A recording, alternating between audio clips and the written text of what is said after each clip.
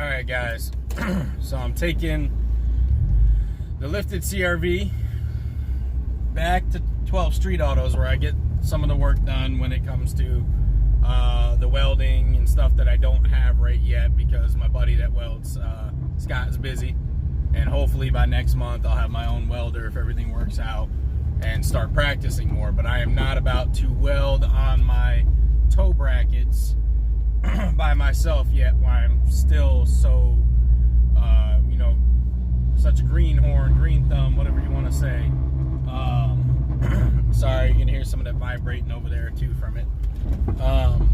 It's the exhaust. That's what they're fixing, is the test pipe. If you see in one of my videos, I had it 3 different clamps on that test pipe, and I had it so that it was just the right length, so it didn't do this, which you're hearing it rattle against the actual frame and hit the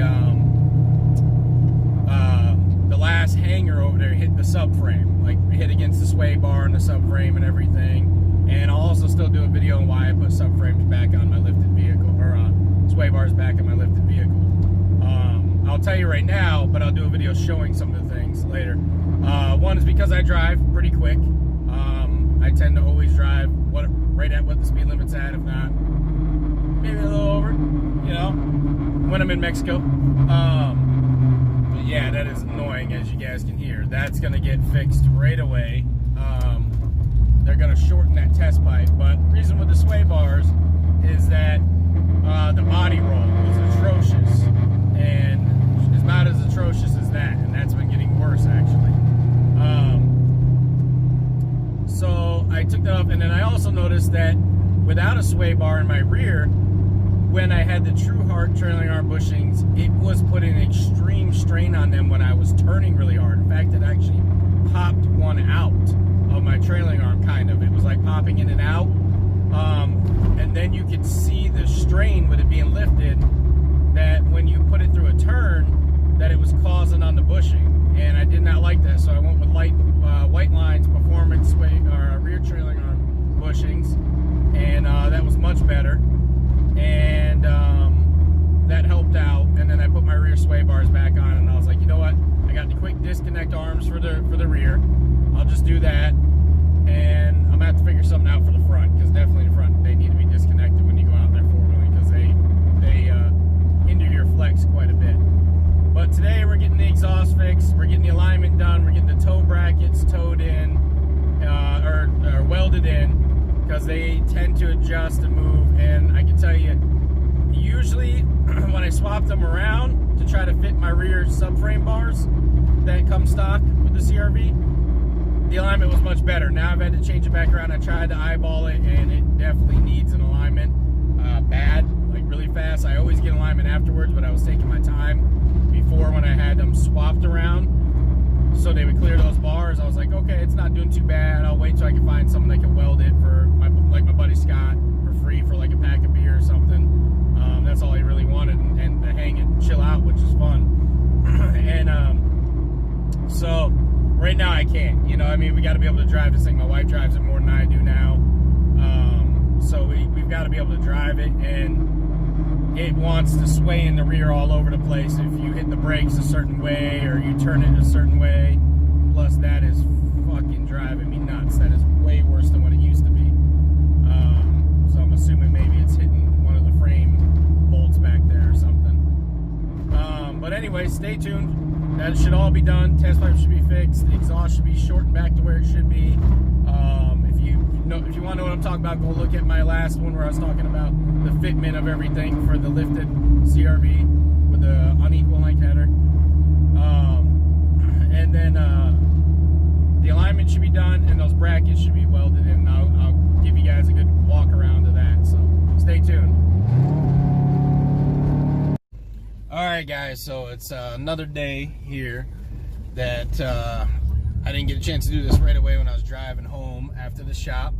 But so I got the toe arms welded in, and I got the exhaust straightened out, because the first time, like I was saying, they made that test pipe too long, and I had them do an alignment, and the alignment alignment is better than it's ever been.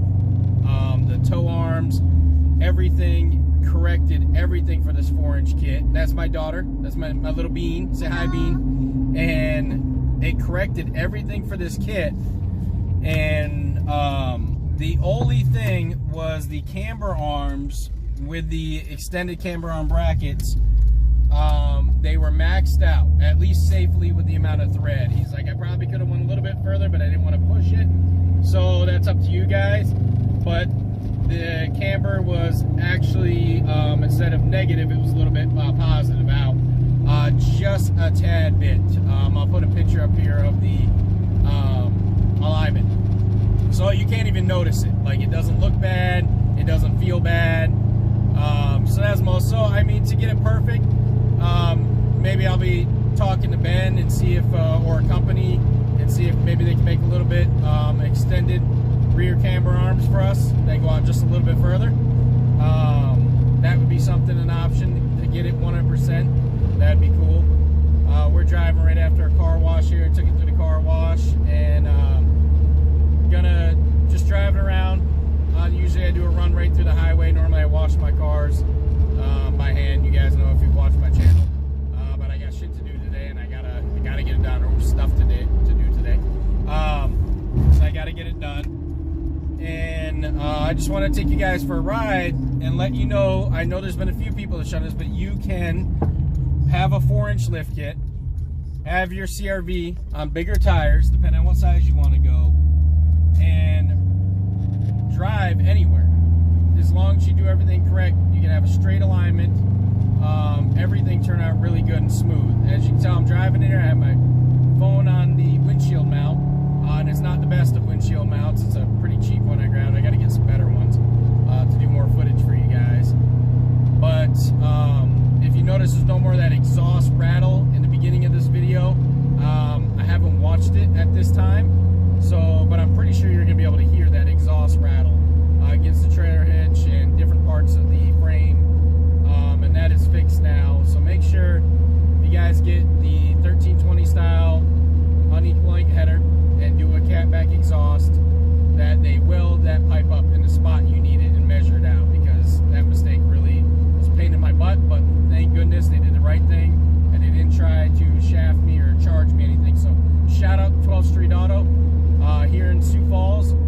They have done phenomenal for me every time, and this is my first time I went to them with an issue, and they took great care of it. No arguments, no nothing. They did their end, and it was amazing. So we're coming up on some construction here, but after that I'm gonna jump on the highway here, and I don't have something to hold my camera where you guys can see the speedometer or anything, but there's a lot of people too, which I think once you've had this, you know, once you've lifted your vehicle and gone, if it's running properly, you've seen that it's kind of a myth. Don't get me wrong, it is a lifted CRV, it is running a B20, it's a 4-cylinder, it is slower, but it's not slow enough to the point where I'm in South Dakota here where the wind is ridiculous. I mean, it always is. If any of you guys have come up to the Dakotas, you know what the wind I'm talking about. It's a lot different than when I lived in Florida, from Maryland all the way, you know, being down, driving around Texas,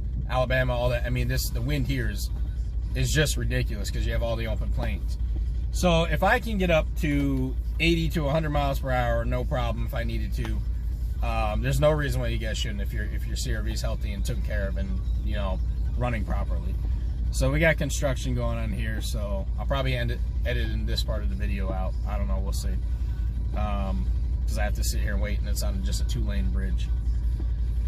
But yeah, other than that, I only hear a little thing rattling in the back, and that might be either my antenna up here touching the roof rack, or it could be the trailer hitch and the exhaust. There's a tiny area it taps, and I'm gonna put some heat tape on there and just some stuff, or either wrap it, and that way you don't hear it if it ever taps.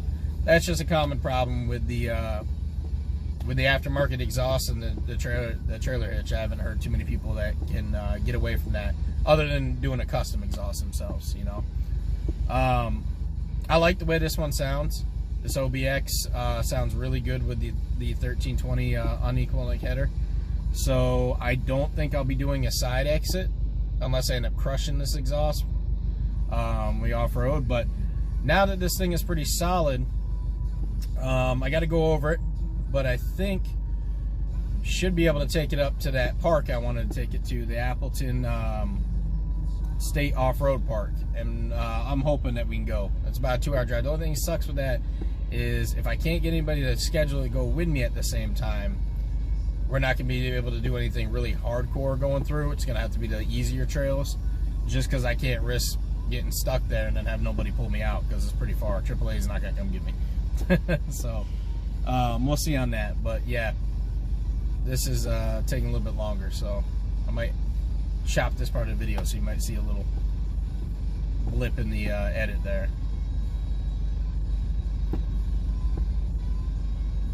Come on, guys. They're laying tar, so this is... Had I known this, I wouldn't have went this way.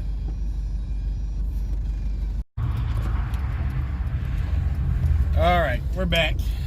That was kind of a long wait and everything going on. Now I got tar all over my car. But you get on the highway here. Kind of sucks after I just washed it, going through all that tar.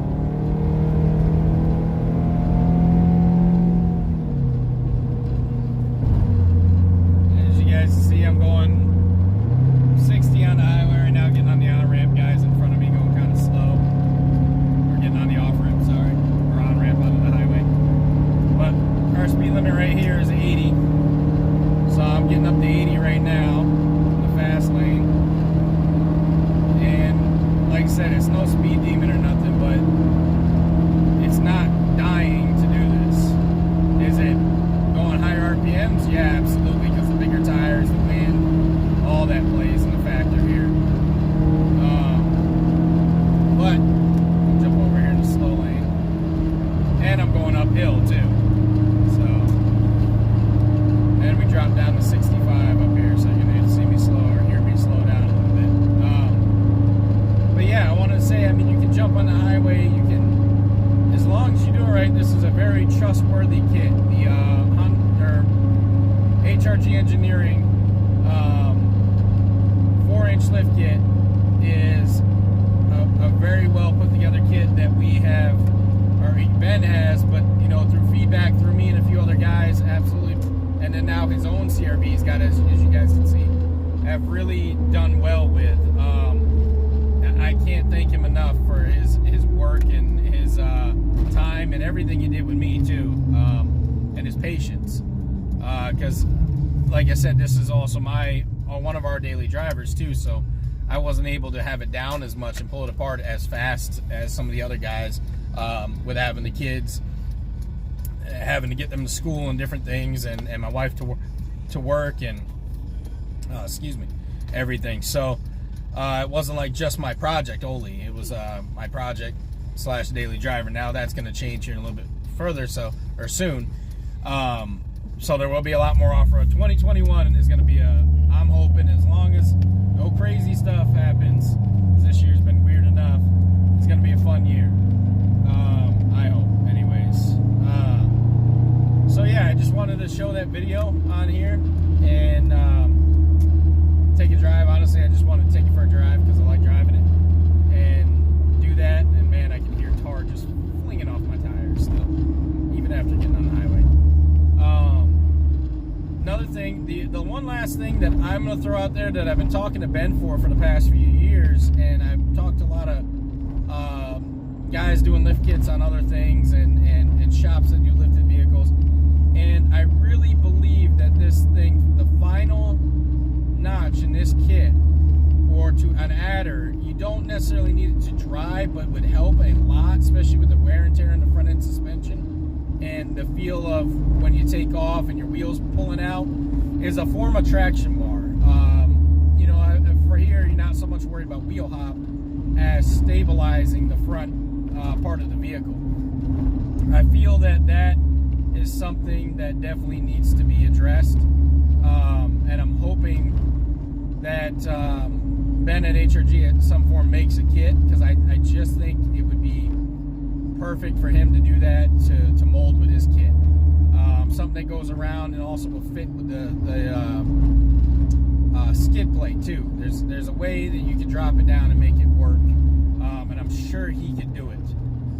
Just need to have him at the time. He's very busy and he's got a lot of other projects going on. So really hoping something like that happens, because I think that will really help for all his kits across the board, for all the CRVs, or at least that are set up in a similar suspension setup as the first gen CRVs, Civics, things like that. Because if you look, the Civic wagon and you know, the Honda Prelude, lots of the especially the earlier model Hondas have a built-in, basically like front traction bar. You know what I mean?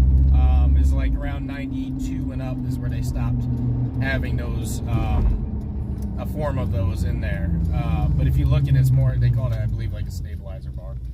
I'm not 100% positive on the lingo there, so, you know, don't flip out on me and quote me on that, like some people do. But yeah, that would be, I think, the end all be all, and would really help with that. So yeah, guys, thanks for watching. I got all this out. I'll do a walk around at the end of this video. I'll put it in there of what we had done. All right. Okay, guys, so what we did here was, and they did an amazing job on the alignment. If you look at that, look at the wheels, the camber, everything just looks much better.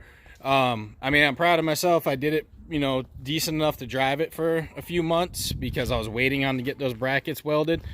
And it just, every time I try to line something up with a shop or someone, it kind of, you know, just didn't work itself out.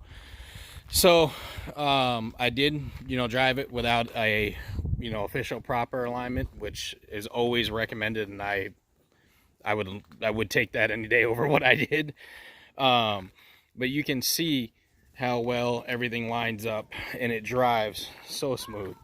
And then another thing is, you can see the exhaust now. The exhaust is not as far back, looks a little bit better. You can see it still taps that trailer hitch, but I have some stuff there to kind of keep it from hearing it. You won't, you know, hear the rattle. And then of course in the video, if you guys noticed, you didn't hear the rattle as bad. And then look, the camber looks much better. Ignore my being lazy, and I didn't tape up everything when I sprayed the underlining. That was me being lazy. Here is where they welded, and you can see, I mean, they really caped it on there. But I told them I wanted it solid as hell, nothing moving, and I got to, you know, paint some better looking paint on there. It's dry and it's good. It ain't gonna rust through anytime soon. But yeah, I'm gonna go over it, make it look a little bit nicer. And then you can see here the axle back. It's still kind of hot for me driving, but if you look how much further away now that let me try to get a good angle. Look how much further away that is from the boot now. So now I got to put a new axle in there. But oh well, it is what it is. It really, I probably should have had them pay for that, because that was caused by them. But at the same time, they've done everything else quite well for me, and they do a lot of custom stuff. So I'm not really going to complain too hard. He did move this. I had it facing the drive shaft. This kind of bothers me. I just noticed this. He's got it right up really close to the sway bar, which I wonder if it's tapping. If not, I mean, I can move it. I can bend it right over this way. It has the O2 sensor hub is adjustable, so you can turn it back and forth to where you need to for up there. But he shortened, look how much shorter that test pipe is. If you go look at my other video, much better. No rattling. I'm not having any buzzing, anything like that now. And yeah, everything's pretty solid. I got that done, and I like the way everything fits, and I'm happy with it. Drives smooth.